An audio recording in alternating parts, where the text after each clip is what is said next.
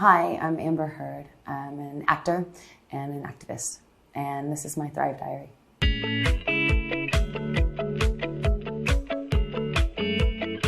I don't thrive without inspiration, challenge, and purpose.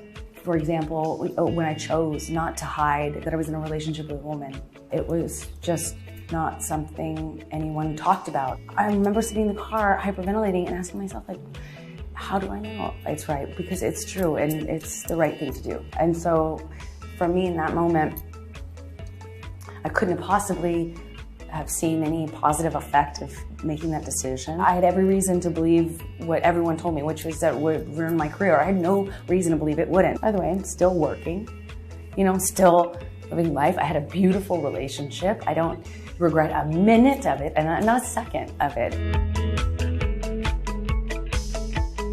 People think I'm, insert every adjective imaginable, mostly negative.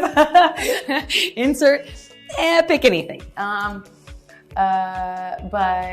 I am actually, yes, all of those things. I am a jumble of many, many, many, many things. A collection of good and bad. I leave the phone at home.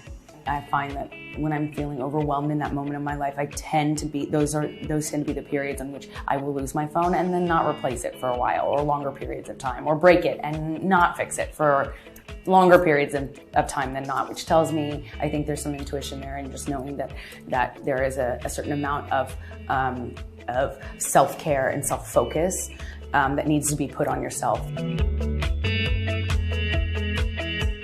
Don't be afraid to be called a bitch.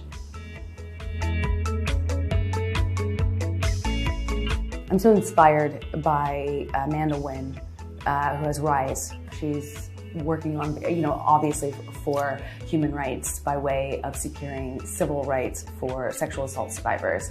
But it goes beyond that. It's